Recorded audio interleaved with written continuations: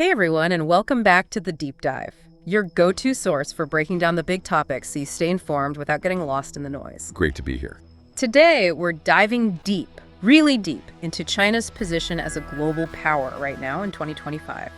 We've been poring over a pretty comprehensive report called China Power 2025 Comprehensive Analysis. That's right. And for you, our listeners, we've basically done the heavy lifting, sifting through this dense document. Yeah. Our mission today is simple: give you the clearest, most concise picture of China's clout economically, militarily, politically, and strategically. We want you to grasp the key dynamics, really understand what's going on without feeling totally overwhelmed by all the details. Exactly.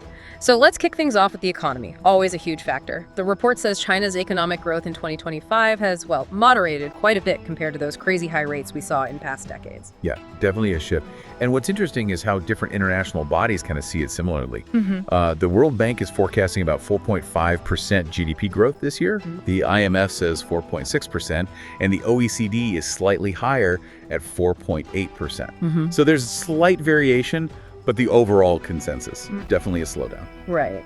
And for listeners, that means that, the rocket ship growth we were used to seeing is settling into something more, manageable maybe. It could definitely change how global businesses think about China. Absolutely. And a big factor dragging things down, mentioned repeatedly in the report, is weak domestic demand. That keeps coming up, doesn't it? It really does. It's a fundamental challenge for their economic model, which historically relied so heavily on exports and investment. Structurally, it's a big deal. But the IMF did slightly upgrade its forecast. What was behind that? Yeah, they pointed to strong data from the first quarter of 2024, plus some recent policy measures the government put in place, trying to stimulate things a bit. So some positive signs, but it sounds like there's still a lot of uncertainty overall about China's economic path. Oh, absolutely. It's such a complex system. You've got so many internal and external factors playing into it. Predicting precisely, it's inherently difficult. Makes sense. Okay, so within this moderated growth, what are the sectors actually driving things forward in 2025? Where's the momentum? The report highlights a few key areas. First, technology and innovation. Think AI, cloud computing, big data analysis. That's huge. Right. Then there's electric vehicles and clean energy getting a massive push from government policies. E-commerce and the digital economy are still booming. Still growing strong. Definitely. Healthcare and biotech are also big, especially with their demographics. And finally, logistics and supply chain optimization, always crucial. And high-tech manufacturing is still a cornerstone, isn't it? Supported by things like the Made in China 2025 initiative. Correct. That really speaks to China's ambition to, climb the global value chain, become a leader in advanced tech. But it's not all smooth sailing. The report flags the ongoing slowdown in the real estate sector as a major issue. Yeah, that's a significant drag. It impacts overall growth, consumer confidence. Yeah. You see it reflected in financial markets for sure. The report notes real drops in investment and property sales. A real contrast to something like e-commerce, which is still expanding rapidly. Exactly. While real estate is struggling, e-commerce is still a very active growth engine. But that persistent weakness in property, it's genuinely a significant risk for China's economic stability. So switching to the global stage, what does all this mean for international trade? Is China still that fundamental player despite, all the tensions with the U.S.? Well, absolutely fundamental, despite the growing friction, yeah. 2025 has seen significant increases in U.S. tariffs on Chinese goods. And China's hit back with its own tariffs on U.S. imports. Right, it's a full-blown trade war, really. And that's expected to impact China's export growth, definitely. Plus, you hear talk about potential decoupling in certain sectors. So how is China responding strategically? Well, a key strategy is diversification. They're actively working to strengthen relationships with other partners, ASEAN countries, the Middle East, Central Europe, trying not to have all their eggs in one basket, essentially. Makes sense. A way to mitigate the risks from the U.S. trade war. Precisely. It's a major obstacle, so diversifying is crucial for them. Okay, let's put this in perspective. Comparing China's economic power to others, where does it stand now in 2025? Still firmly the world's second largest economy, right behind the U.S. That hasn't changed. But, and this is important, its GDP per capita is still way lower than most developed nations, including the U.S. Right. So even though its growth rate projected for 2025 might be higher than many developed economies, that gap is narrowing. And the U.S. has its own economic challenges, too, according to the report. Exactly. That lower income per person, despite the massive total GDP, it really points to significant wealth distribution gaps within China itself. So the comparison with the U.S. is complex. U.S. leads in overall GDP and per capita income. But China shows faster growth, even if it's slowing, and still dominates global manufacturing. It's a very dynamic relationship. Okay, so pulling it all together for the economy, what are the main challenges and opportunities China is looking at in 2025? The key challenges are pretty clear. That moderate domestic demand we talked about, the real estate slowdown, definitely the U.S. trade tensions, high levels of debt, corporate and local government, plus an aging population, and even potential deflationary pressures. That's quite a list. What about the upsides, the opportunities? Opportunities lie in continued growth in those high-tech sectors, the expansion of the digital economy and e-commerce, government stimulus measures kicking in, that diversification of trade partners we mentioned. And potentially more global leadership if the U.S. pulls back from multilateralism. That's another potential opportunity, yes. It's important to see how interconnected these challenges are, though. They need comprehensive policy responses. China's opportunities really depend on leveraging its strengths, tech, manufacturing, its huge domestic market, while adapting to this changing global scene. The report included a Table 1, comparing economic indicators. Anything jump out there? Yeah, Table 1 really visualizes the differences. You see the sheer scale of the U.S. and Chinese economies in GDP terms. India's projected higher growth rate stands out, and then the big gap in GDP per capita where the U.S. and Germany lead. It also shows China and Germany running trade surpluses, while the U.S., Japan, and India have deficits. It's a useful snapshot. Okay, good overview. Let's shift gears now to military power. How is China shaping up on that front in 2025? Militarily, China has the largest number of active personnel in the world. That's a key point. Their official defense budget for 2025 is about $246 billion US dollars. That's a 7.2% increase from 2024, and it makes it the second largest globally. But the report flags that external estimates put the actual spending much higher, right? Suggesting a lack of transparency. Exactly. Groups like SIPRI or ILES estimate it could be anywhere from, say, $296 billion to even over $471 billion. That big discrepancy makes it really hard to accurately assess their true capabilities. Still, even the official figures show a clear, sustained commitment to military modernization. No question. They're undertaking significant restructuring and modernization of the People's Liberation Army, the PLA. And technologically, where are the big advancements? They've made rapid strides. The report details progress in nuclear weapons, expanding their arsenal. They're considered leaders in hypersonic missiles now. Stealth aircraft like the J-20, the J-35, and the upcoming H-20 bomber. Advanced submarines too, and of course, major cyber warfare capabilities. So for the listener, that rapidly evolving missile tech really complicates existing defense strategies, doesn't it? Could potentially shift regional power balances? Absolutely, and don't forget space capabilities. Significant progress there. Satellite tech, counter space capabilities. They even have ambitious plans for the moon and Mars. Counter space capabilities, that sounds concerning. The report mentioned a kill mesh in orbit. Yeah, that raises serious concerns about the potential for conflict extending into space, disrupting global communication and surveillance. It's a critical aspect of modern security. Plus, they're integrating AI into military applications more and more. And the goal behind all this tech push? Pretty clearly, it's about reducing technological dependence on others and achieving parity or even superiority in key strategic areas. Okay, so how does this translate into global presence and influence? Are they projecting power further afield?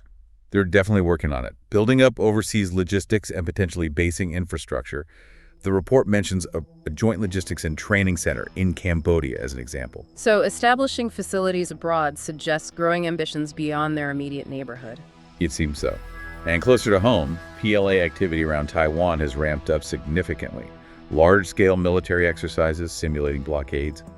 It underscores the high tensions there. They're also doing joint exercises with Russia. Yes, indicating growing military cooperation between them. And there are also concerns noted about an increasing Chinese military presence, or at least activity, in the Western Hemisphere. So comparing China's military might to others in 2025, how does it stack up? The U.S. is still the top global military power, no doubt. Much larger defense budget, broader global reach. However, China is closing the gap fast in specific areas, like naval power. They technically have the largest navy now by number of ships, though not tonnage or capability overall. and regional precision strike capabilities are improving rapidly. What about comparing spending using purchasing power parity? Right. Some PPP estimates suggest China's military spending is actually much closer to the U.S. level than the raw dollar figures indicate. It's a different way to measure the economic effort. And compared to Russia? Russia remains a major military power, of course, but the assessment is that in several key areas, China's capabilities are now considered superior. So you might be seeing a shift in that balance too. So overall, the U.S. still leads, but China's rapid modernization is making the global military landscape much more competitive. That's the key takeaway. The gap is narrowing significantly. What are the main military challenges and opportunities for China right now? Challenges include a lack of recent large-scale combat experience for the PLA. That's a big unknown. Potential tech gaps might still exist in areas like, say, anti-submarine warfare or high-performance aircraft engines. And effectively integrating all these new complex systems for joint operations is a huge task. Plus, managing those ongoing tensions in the South China Sea and Taiwan Strait. Definitely major ongoing challenges. That lack of recent combat experience is a potential vulnerability analysts often point to. And the opportunities. Well, continuous modernization fueled by that strong industrial base, leveraging AI and emerging tech. Expanding global influence through military diplomacy, selling arms, joint exercises, and maybe projecting power into regions where U.S. presence might be perceived as decreasing. So growing military strength brings both chances to assert interests and challenges for regional and global stability. Exactly. It cuts both ways. The report's Table 2 compares military strengths.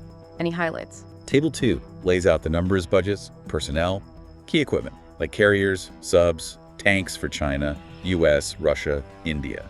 It highlights the U.S. budget lead, the huge personnel numbers in China and India, the U.S. advantage in carriers, China and Russia being closer on subs, and the large tank forces of Russia and China. Again, a useful reference point. Okay, let's move to the political situation inside China in 2025. Structure, leadership. It's a one-party system run by the Chinese Communist Party, the CCP. Xi Jinping is the paramount leader. He holds the top 3 posts: General Secretary of the CCP, President of China, and Chairman of the Central Military Commission. Power is highly centralized under him. And his leadership style is focused on centralized control and this idea of national rejuvenation. Very much so. And notably, there's no clear successor designated. This suggests he might intend to govern indefinitely, which creates a certain amount of long-term uncertainty about China's political future. What about political institutions? The National People's Congress, NPC, and the Chinese People's Political Consultative Conference, CPPCC, they hold their big annual meetings, the 2 sessions, which set the political agenda. But ultimately, power rests firmly with Xi and the party leadership. And this concentration of power has implications. Yes, the report notes it's led to increased repression, limited freedoms, a strong emphasis on party control, and ideological conformity. Okay, what about key policies, national and international, in 2025? Domestically, the focus is on maintaining economic growth. The target is around 5% boosting consumption, pushing for technological self-sufficiency, and ensuring social stability above all. And internationally? Priorities include building what they call a community of shared future for mankind, expanding global partnerships, promoting their version of multilateralism, and safeguarding national interests, especially amid those geopolitical tensions with the U.S. The Belt and Road Initiative fits in there too, right? As a key foreign and economic policy tool. Absolutely. BRI is central. And there's also that shift towards high-quality development, meaning more focus on innovation and domestic consumption, rather than just sheer export growth. This community of shared future concept, is that meant as an alternative to the U.S.-led order? It's certainly presented that way.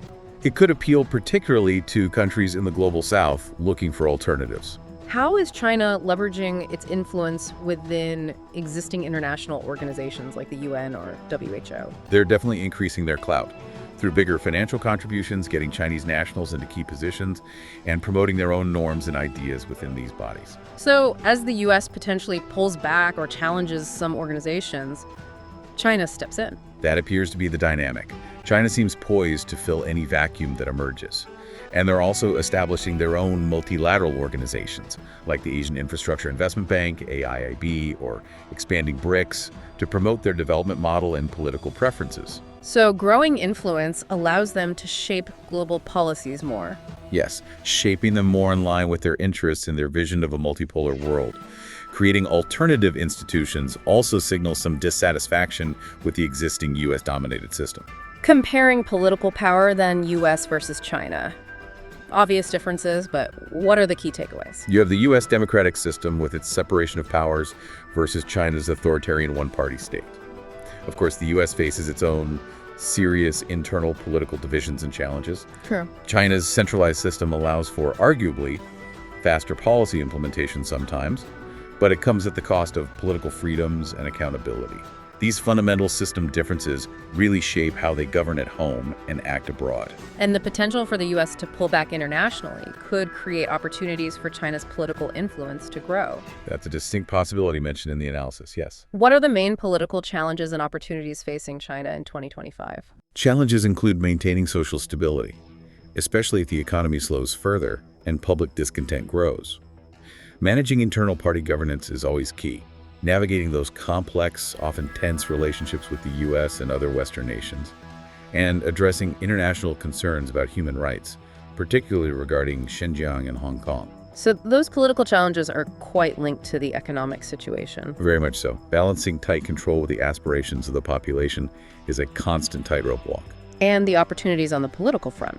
Increased global political influence, especially if the U.S. becomes more inward-looking.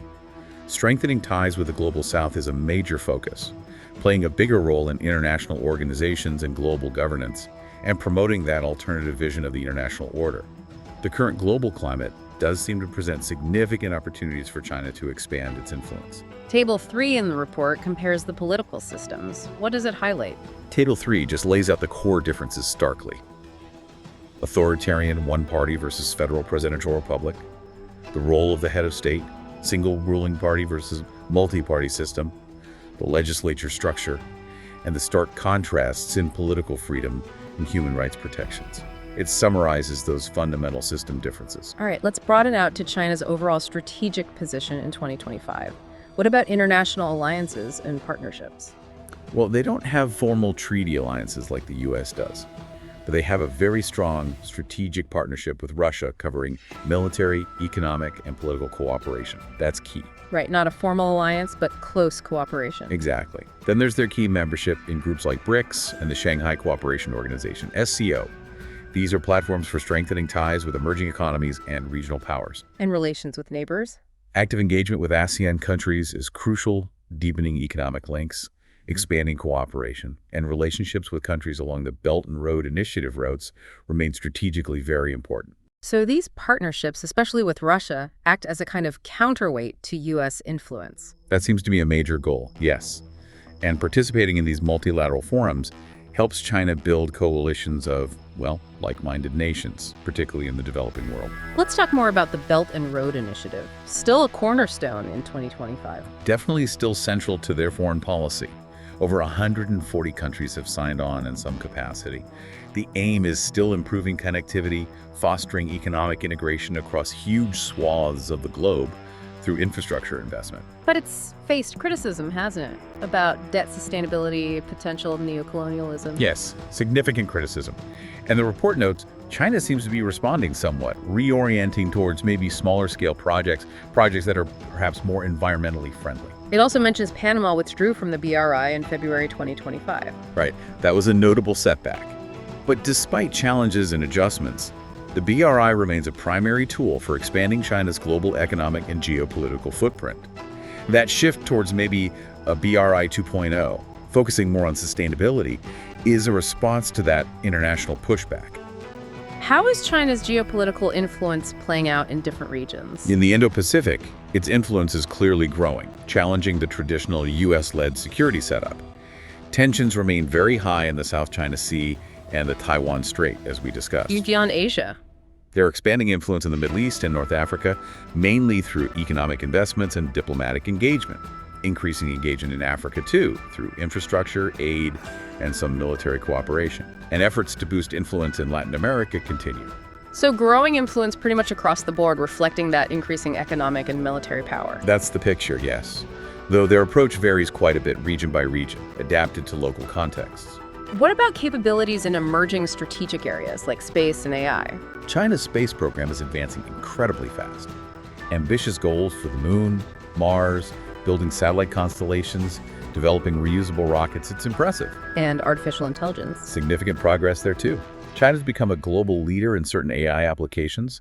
These capabilities, space and AI, are seen as increasingly critical not just for the economy, but for national security and strategic positioning. So advances in space tech have clear military and strategic implications. Absolutely. And the big push on AI is driven by its potential to totally transform industries and, yes, enhance military capabilities significantly. Okay, comparing strategic power overall China versus the U.S. in 2025.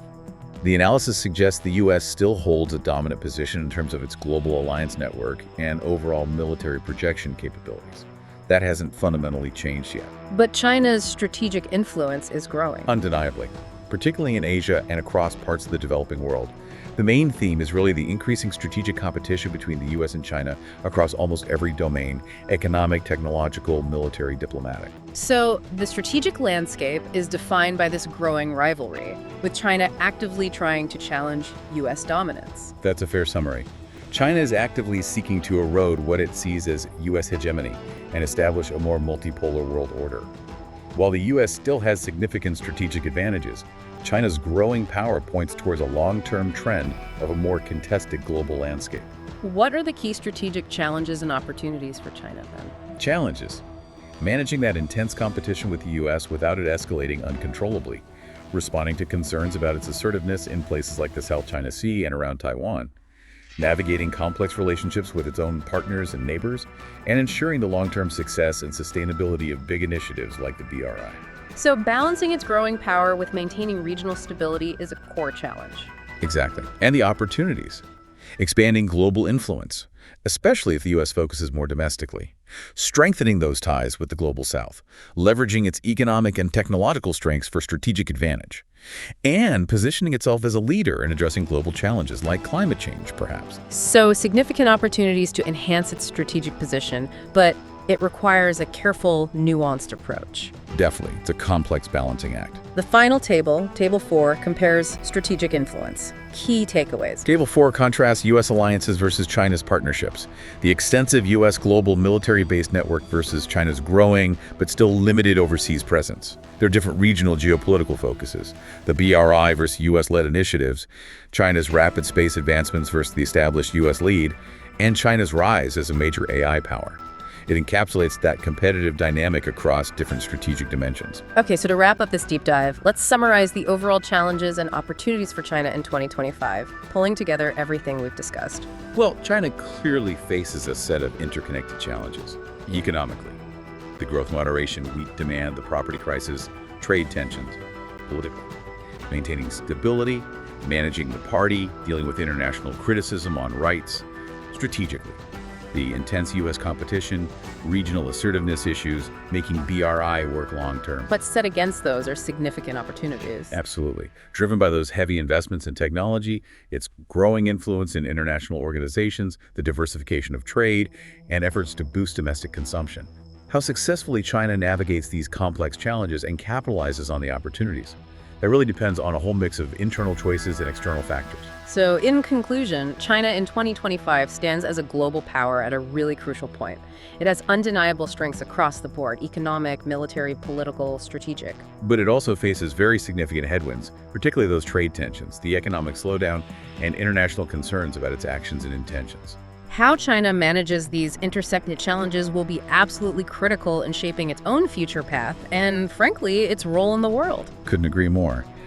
And the interaction between China's growing power and how other global powers react and adapt, that dynamic will continue to define the international landscape for the foreseeable future. Well, that brings us to the end of this particular deep dive, explorers. We really hope this detailed breakdown of China's situation in 2025 has given you some clear, valuable insights. It's a massive, complex topic for sure, but hopefully we've distilled the core points from the analysis effectively. Now, we want to hear from you. What are your takeaways? What did you find most interesting or surprising? Please drop your comments below. We genuinely read them, and they help shape future deep dives. Your feedback is incredibly valuable. And if you found this analysis helpful, please give us a thumbs up. It really helps the channel. Make sure you're subscribed so you don't miss our next exploration, and hit that notification bell too. Thanks for tuning in, everyone. Until next time, keep exploring.